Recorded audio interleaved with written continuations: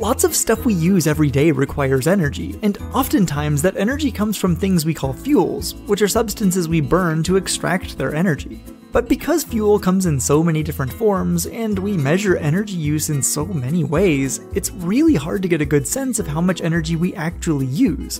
So to cook up a clearer picture, let's mash up all of these fuels by converting them to the same simple unit: potatoes. We can do this because a potato is a fuel too, you know, the kind your body burns for energy.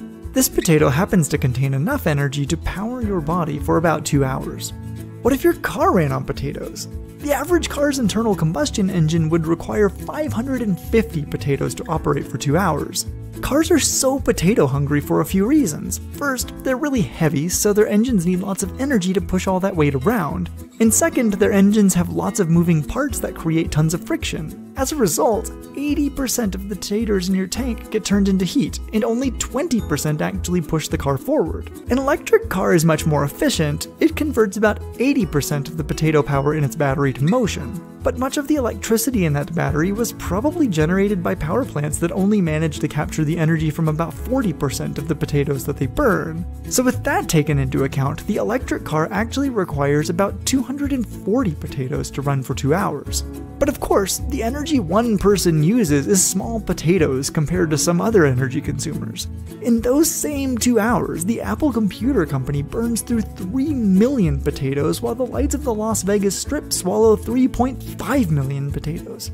But even those are nothing compared to whole industries like global shipping, which burns 4.2 billion potatoes worth of oil in 2 hours.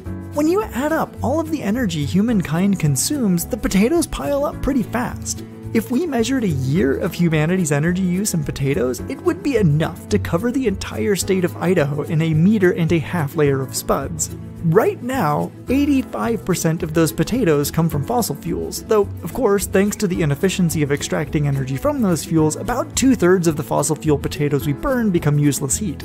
Another 13% of our energy potatoes come from renewable sources like solar panels, wind turbines, and hydroelectric dams. Nuclear power gives us the final 2% of our potatoes. Nuclear power has a similar efficiency to that of fossil fuels, but even then, from a pile of nuclear fuel pellets the size of a spud, we can capture the energy of roughly 350,000 tasty tubers.